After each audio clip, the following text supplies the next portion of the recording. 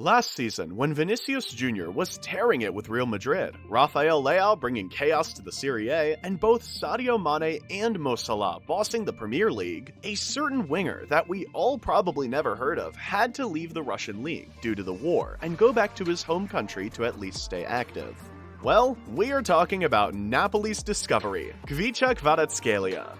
And yes, I can pronounce his name right. Kvara hit the ground running for Napoli this season, and he immediately got fans comparing him to the great Diego Armando Maradona. But how did he change the trajectory of his career? Why is he considered so good?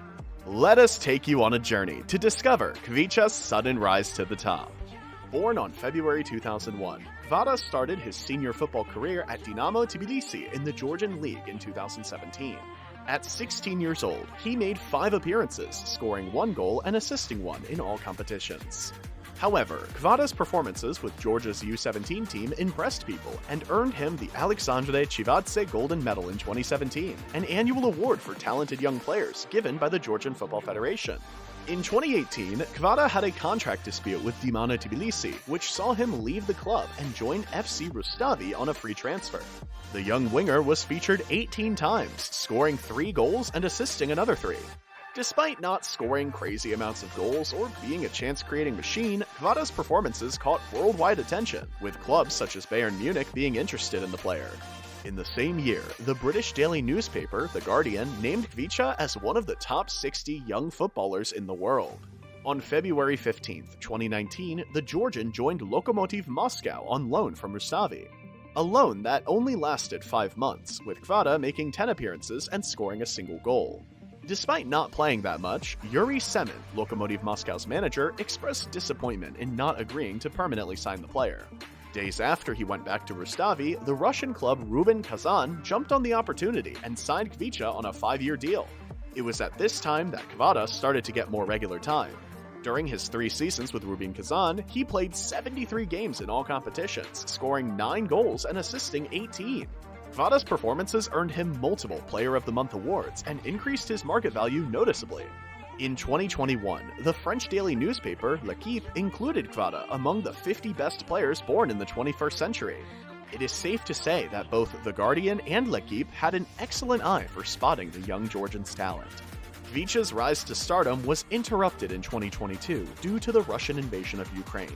Due to the war, FIFA announced that foreign players in Russia could unilaterally suspend their contracts, allowing them to sign with clubs outside Russia. On March 24, 2022, Rubin Kazan announced that Kvara would leave the club after suspending his contract.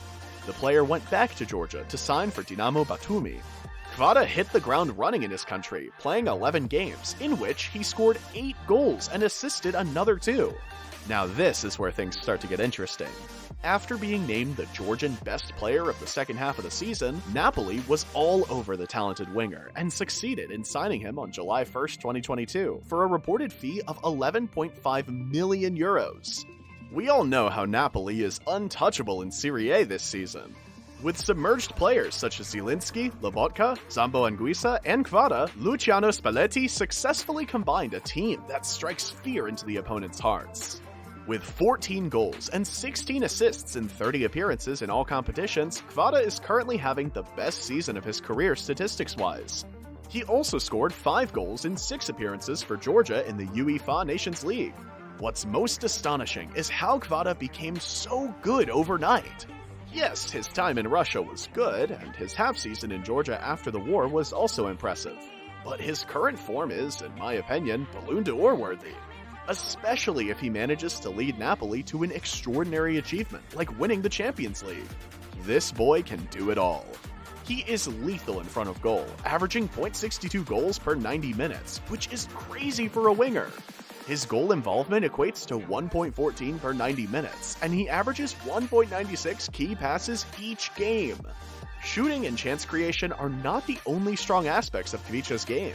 He is incredibly agile, skillful, and able to use his high-quality technique to get past defenders with ease.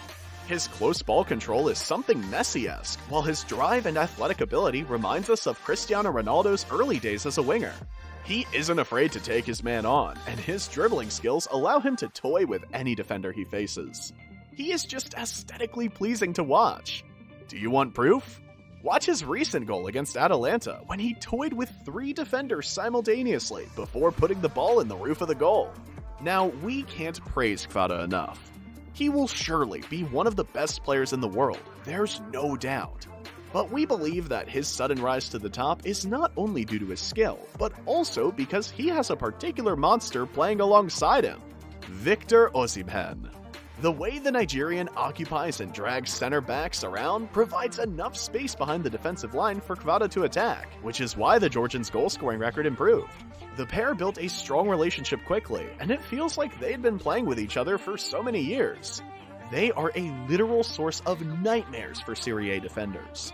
The way they combine and create chances for each other rifled Napoli to the top of Serie A and probably to a Champions League final, if they manage to get past AC Milan in the quarterfinals and Inter or Benfica in the semis.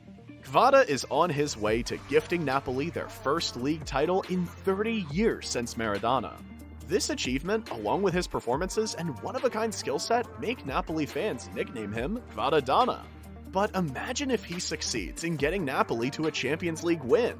Do you think that will be enough for him to be considered at the same or even at a better level than Kylian Mbappe and Erling Haaland? Share your thoughts in the comments and let us know what you think of Kvaratskhealia's rise to the top. Remember to hit the like and subscribe buttons for more content.